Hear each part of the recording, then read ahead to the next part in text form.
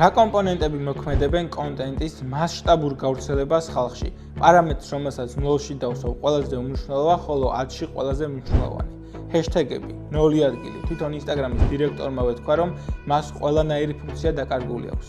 დადების დრო, მესამე ადგილი, არც თუ ისე მნიშვნელოვანია, თუმცა უმჯობესია ძალიან დილით ან ძალიან ღამე არ დავდოთ. ტრენდულ მუსიკას მეოთხე ადგილზე დავსვავთ. შესაძლოა მარტო მუსიკის გამო უყუროს ადამიანმა მთლიანად ვიდეოს. სამიზნე სეგმენტზე ორიენტირებული იდეა და საინტერესო ფასეული შინაარსი, მეცხრე ადგილი. თუ ის ძალიან აცდენილია, საერთოდ აზრი არ აქვს კონტენტს. და თუ ის რეალურად საინტერესო ფასეული ინფორმაციას ამბობს, შეგვიძლია სხვა კომპონენტები ოდნავ დავივიწყოთ. კარგი მონტაჟი მე-6 ადგილი. უბიძგებს მაყურებელს ვიდეოს, რაც შეიძლება დიდხანს უყუროს ყურადღების შენარჩუნებით.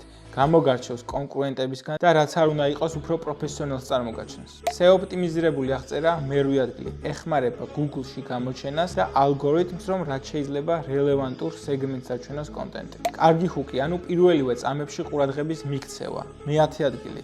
ალგორითმი ყველაზე მეტად ამ პარამეტრს აჯილდოვებს. თან თუ პირველივე წამებში ყურადღება ვერ მიიქცია და ადამიანმა ასკროლა, შენს დანარჩენ ვიდეოს სრულიად ეკარგება აზრი.